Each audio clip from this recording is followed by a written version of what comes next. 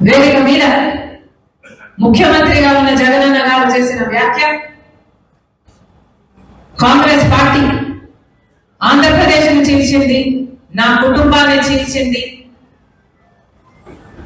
దేవుడే గుణపాఠం చెప్తాడు అని పెద్ద పెద్ద మాటలు మాట్లాడారు. నిజానికి ఆంధ్రప్రదేశ్ రాష్ట్రం ఇలా అభివృద్ధి లేకుండా ఇంత దయనీయ స్థితిలో ఉంది అంటే దానికి కారణం ముందు 5 సంవత్సరాలు ముఖ్యమంత్రిగా ఉన్న చంద్రబాబు గారు, ఇప్పుడు 5 సంవత్సరాలు ముఖ్యమంత్రిగా ఉన్న జగనన్న గారు.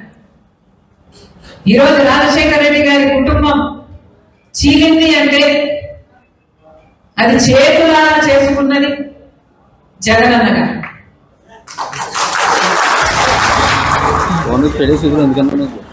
దీనికి సాక్ష్యం దీనికి సాక్ష్యం నా తల్లి విజయమ్మ రాజశేఖర రెడ్డి గారి భార్య. దీనికి సాక్ష్యం నా యావత్ కుటుంబం.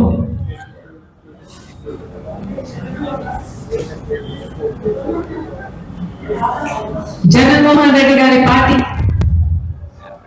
ఇబ్బందుల్లో ఉంటే 18 మంది ఎమ్మెల్యేలు ఆ రోజు రాజీనామాలు చేసి జగనన్న వైపు నిలబడితే వాళ్ళను మంత్రులను చేస్తానన్నాడు జగన్. ఈరోజు వాళ్ళలో ఎంతమంది మంత్రులుగా ఉన్నారు? వాళ్ళు రాజీనామాలు చేస్తే అమ్మా నేను వాళ్ళ కోసం తిరిగాను, వాళ్ళ గెలుపుకు పాటుపడ్డారు, వాళ్ళను గెలిపించారు. ఆ తర్వాత వైసీపీ పార్టీ ఇబ్బందుల్లో ఉంది అని నన్ను పాదయాత్ర చేయమంటే నా ఇంటిని వాటిని అన్ని పక్కన పెట్టి నా బిడ్డల్ని సైతం కాదనుకుని ఎండనక వాననక వేల కిలోమీటర్లు నెలల తరబడి రోడ్డు మీదనే పడుకుని 3200 కిలోమీటర్లు పాదయాత్ర చేసింది రాజశేఖర రెడ్డి.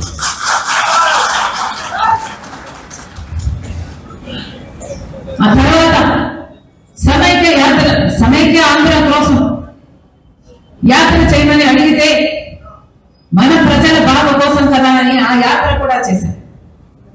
తెలంగాణలో ఓదార్పు యాత్ర రాజశేఖర రెడ్డి గారు చనిపోయిన కుటుంబాలు పరామర్శించడం అది కూడా చేశారు. ఎప్పుడు అవసరం వస్తే అప్పుడు వారికి అండగా నిలబడ్డారు.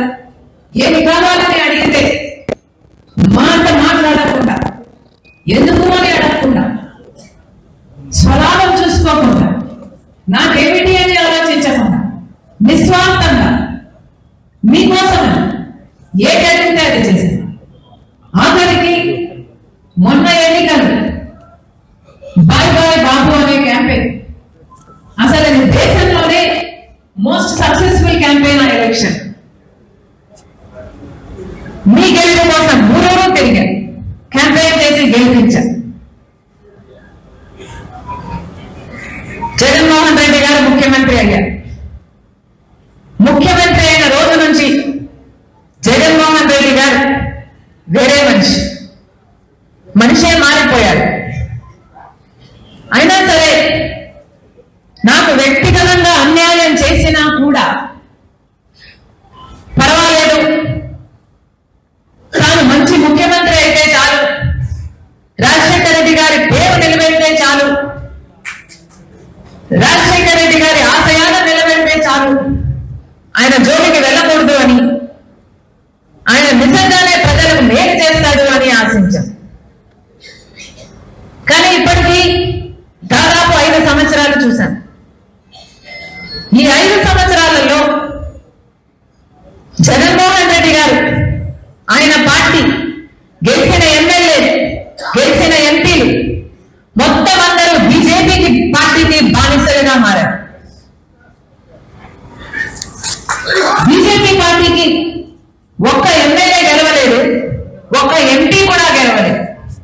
అయినా కూడా ఈరోజు రాజ్యం ఏలుతున్నది మన రాష్ట్రంలో ఏ పార్టీ అని చూస్తే అది బీజేపీ పార్టీ. కారణం జగన్మోహన్ రెడ్డి గారు మొత్తం తన పార్టీనే కాదు, రాష్ట్రాన్ని బీజేపీ పార్టీకి బానిసలుగా చేశారు.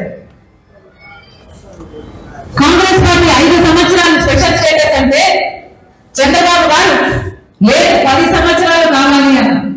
ఆ బీజేపీ పార్టీ లేదు 10 సంవత్సరాలు ఇస్తాను అన్న. బీజేపీ పార్టీ ఇదే విధానంతో ఎలక్షన్ లో కూడా వెళ్ళదు. అప్పుడు చంద్రబాబు గారు చెప్పిన మాట లేదు స్పెషల్ స్టేటస్ 15 సంవత్సరాలు కావాలి అన్న. నేను స్పెషల్ స్టేటస్ కోసమే బీజేపీతో పొత్తు పెట్టుకుంటున్నానన్నా. పొత్తు పెట్టుకున్నాడు, గెలిచాడు, ముఖ్యమంత్రి అయ్యాడు చంద్రబాబు గారు. ఆఖరికి వాళ్ళు మంత్రి పదవులు ఇస్తే వాళ్ళ కేబినెట్ లో మంత్రులు కూడా అయ్యారు.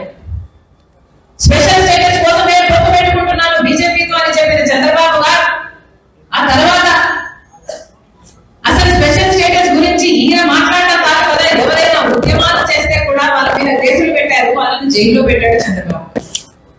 ఆ సమయంలో జగనన్న గారు ప్రతిపక్ష నాయకుడిగా ఉన్నాడు. ప్రతిరోజు స్పెషల్ స్టేటస్ కోసం ఉద్యమించారు. ప్రతిరోజు స్పెషల్ స్టేటస్ ఏమైంది అని చంద్రబాబు గారిని నిలదీశారు. ఎన్నో నిరాహార దీక్షలు కూడా చేశారు. ఆ రోజు జగనన్న చెప్పిన మాట ముక్కుమ్మడిగా రాజీనామాలు చేద్దాం, ఎంపీలందరూ రాజీనామాలు చేద్దాం, స్పెషల్ స్టేటస్ ఎందుకు రాదో చూద్దాం, బీజేపీ ప్రభుత్వం